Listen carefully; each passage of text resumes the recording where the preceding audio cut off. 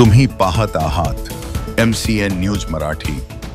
बुलढाणा जिल्ह्याच्या संग्रामपूर तालुक्यातील मध्यवर्ती ठिकाण तसेच बाजारपेठ व भरगच्च वाहतुकीचा मार्ग गणल्या जाणाऱ्या वरवड बकाल बस स्टँड वरवड सोनाळा या मार्गाचे सौंदर्यीकरण पूर्णतः झालेले आहे।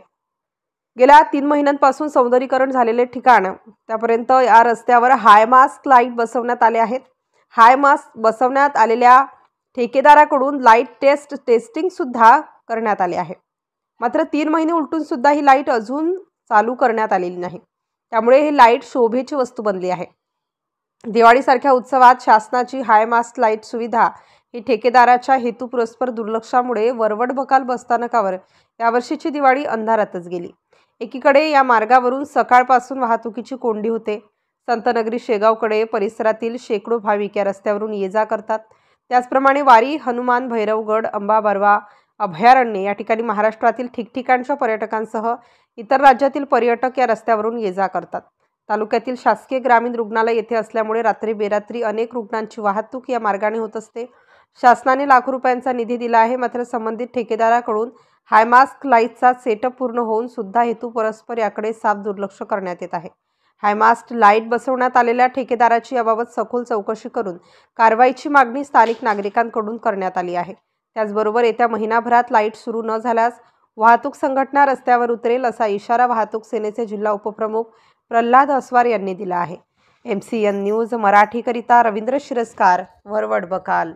आज वरवड बकाल येथील हाय मास्क लाईट लावलेले ठेकेदारांनी जे शासनाने दिलेले आहेत, शासनाने जे लावलेले आहेत आणि ठेकेदारांनी सांगितलेले हाय मास्क लाईट लावल्यामुळे हे शोभेची वस्तू हाय मास्क लाईटची झालेली आहे। पण आज वरवड बकालमधून शेगावकडे जाणाऱ्या हजारो गाड्या भाविक भक्त गजानन महाराज मंदिरात जात असतात आणि तिथून आल्यानंतर आता सोनाळीची यात्रा पण आहे आणि वारी हनुमान तीर्थक्षेत्र आहे, अंबाबारा पर्यटन स्थळ आहे आणि लोक तिकडे जात असताना इथं वाहनाची कोंडी होते आणि वाहतुकीला अडथळा निर्माण होते। किती महिन्यांपासून हे लाईट लावलेले? 4 महिने झाले इथं शोभेची वस्तू बनवून हे खंबे उभे केलेले आहेत, ते खंबे हाय मास्क लावलेले आहेत, पण तरीही लाईट चालू नाही केली। बरं, लाईट लावल्यानंतर सुरू करण्यात आले होते का? सुरू केलते आणि त्याने चालू करून पाहिले आणि झालं म्हणे किती दिवस सुरू? बस अर्धा घंटा चालू ठेवले आणि बंद केले।